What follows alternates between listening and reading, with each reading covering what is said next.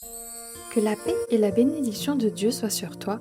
Assalamu alaikum wa rahmatullah. Au premier rayon de soleil, tout au long du mois de Ramadan, éveillons nos cœurs à travers une sagesse. Ensemble, offrons-nous un moment de réflexion et de sérénité pour illuminer nos journées. Il y a des moments dans la vie où on marche seul. On avance, on cherche, on essaie de comprendre. Et parfois, la foi ressemble un peu à ça. Un cœur qui marche dans la nuit en espérant apercevoir une lumière. On prie, on lit, on réfléchit. Mais au fond de nous, une fatigue apparaît. Car l'être humain n'a pas été créé pour faire ce chemin seul. Même les voyageurs du désert ne traversent pas l'immensité seuls. Ils marchent ensemble, ils se soutiennent. Ils se rappellent la direction quand l'horizon devient flou. Dans la tradition spirituelle de l'islam, cette réalité porte un nom précieux, as-sohba, la bonne compagnie, la compagnie des cœurs qui te rappellent Dieu et qui cherchent Dieu. Dieu dit dans le Coran, « Ô vous qui croyez, craignez Dieu et soyez avec les véridiques » Sourate 9, verset 119. Être avec, comme si la vérité se renforçait lorsqu'elle est partagée, comme si la sincérité respirait mieux lorsqu'elle n'est pas seule. Le prophète, paix et bénédiction sur lui, a donné cette image. Il dit « L'exemple du bon compagnon et du mauvais compagnon est comme celui du vendeur de musc et du forgeron. Le vendeur de musc peut soit te donner du parfum, soit tu peux en acheter. Et dans tous les cas, tu sens le musc. Quant au forgeron, soit il brûle tes vêtements, soit tu sens une mauvaise odeur. Même si tu ne prends rien de lui, son parfum finit par t'atteindre. Et c'est ainsi que fonctionnent les cœurs. Ils se répondent, ils s'éclairent, ils se réveillent les uns les autres. Une présence peut rallumer une foi presque éteinte. Une parole peut réparer un cœur que la vie a fatigué. Et un simple regard peut te rappeler Dieu. Le savant Abdesalam Yassin écrivait que la bonne compagnie est la clé du chemin vers Dieu. Car le plus grand obstacle sur ce chemin ne provient pas toujours du monde extérieur.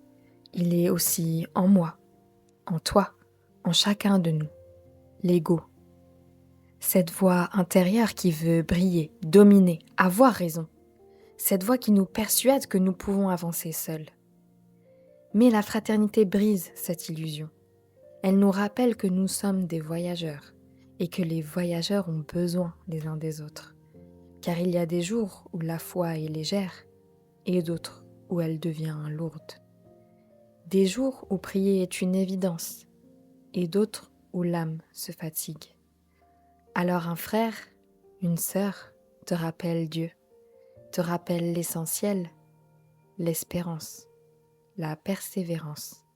Et soudain, la route redevient possible.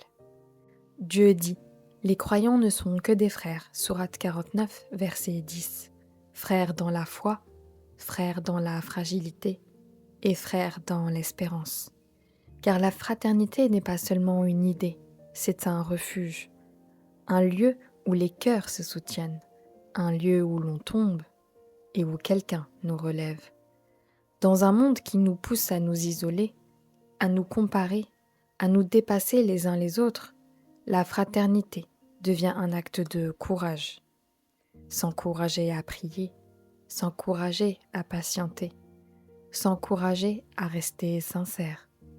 Car parfois, la foi survit simplement parce que quelqu'un marche à nos côtés. Et peut-être que la plus belle des compagnies n'est pas celle qui nous fait oublier nos faiblesses, mais celle qui nous aide à les dépasser. Car au fond, la vraie question n'est pas seulement quel chemin suivons-nous, mais aussi avec qui le parcourons-nous. Car certaines compagnies nous rapprochent certes du monde, mais nous dispersent, quand d'autres nous recentrent et nous rapprochent de Dieu. Et lorsqu'un être humain rencontre une compagnie lumineuse, quelque chose se transforme. Le cœur devient plus doux, la foi devient plus profonde, et la route devient plus clair. Dans l'obscurité du monde, Dieu n'a pas seulement placé des étoiles dans le ciel. Sur terre aussi, sans bruit, sans éclat, des cœurs s'éclairent les uns les autres, jusqu'à former, au milieu de ce monde, une compagnie lumineuse qui marche vers lui. Car un cœur seul peut vaciller, mais un cœur entouré de cette compagnie finit toujours par retrouver la lumière. Notre épisode touche à sa fin. On se retrouve demain, si Dieu le veut, pour une nouvelle sagesse. Je te souhaite une journée douce et lumineuse, que la paix et la bénédiction de Dieu soient sur toi. Assalamu alaikum wa rahmatullah.